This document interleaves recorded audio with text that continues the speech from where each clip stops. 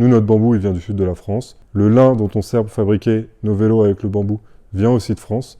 Et donc tout ça, ça fait des vélos qui sont super intéressants d'un point de vue confort et d'un point de vue environnemental.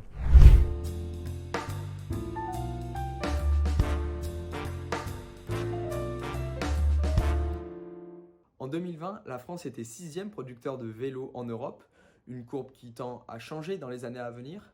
C'est en tout cas le souhait de l'entreprise Cyclic, basée à La Duchère, dans le 9e arrondissement de Lyon.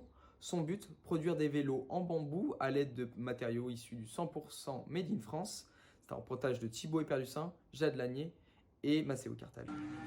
Des vélos, des roues, des cadres qui attendent d'être assemblés, tout porte à croire que nous sommes dans un atelier de vélo classique et pourtant, quand on y regarde de plus près, ces assemblages sont réalisés à base de bambou. C'est le projet de l'entreprise Cyclic, basée dans le quartier de la Duchère à Lyon. Victor Renaud nous explique comment le fondateur, Félix Hébert, ancien cycliste professionnel, est arrivé à utiliser ce matériau. Alors le bambou, c'est un matériau qui permet de fabriquer des cadres de vélo qui sont hyper confortables. De par sa structure moléculaire, ça filtre super bien les vibrations. Et les vibrations, ça amène énormément d'inconfort dans le vélo, notamment dans le vélo de route. Et du coup, à l'origine, le vélo en bambou Cyclic a été créé comme ça. Chez Cyclic, tous les vélos sont faits sur mesure.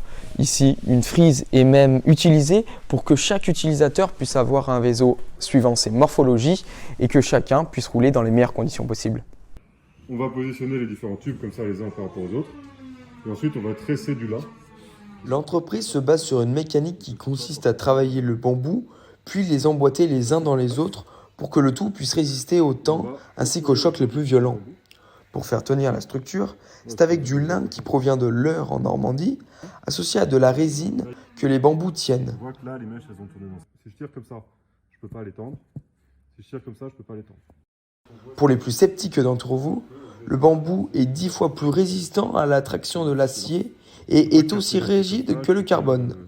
Il absorbe également 5 fois plus les vibrations que l'aluminium. Pour vraiment se rendre compte de la spécificité du bambou, rien de mieux qu'un essai. Journaliste de Coq-Éco et cycliste semi-professionnel, Mathéo Rollet a testé pour vous le vélo de route de Cyclic.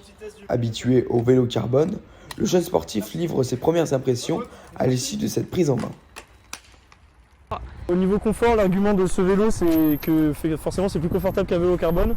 Et c'est vrai que j'ai pu le ressentir. Bon, après, j'ai pas fait 3 heures de sortie avec, mais on est plutôt bien assis dessus et on n'a pas forcément de douleur dans le dos, ça c'est vrai. Ceux qui veulent avoir un vélo pour l'entraînement, pour des sorties où ils sont un peu plus à la cool, où ils ont juste besoin de faire 3 heures sans forcément une recharge de vitesse, ça peut être un bon vélo. Maintenant, pour les compétitions, pour vraiment battre des records et gagner des courses, je pense pas qu'ils utiliseront celui-là, mais ça reste une bonne alternative effectivement.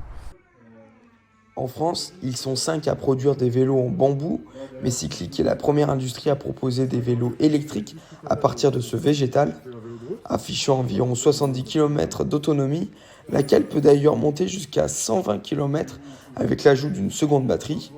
En termes de prix, toute la gamme comprend des articles entre 3 500 € et peuvent monter jusqu'à 4 500 €.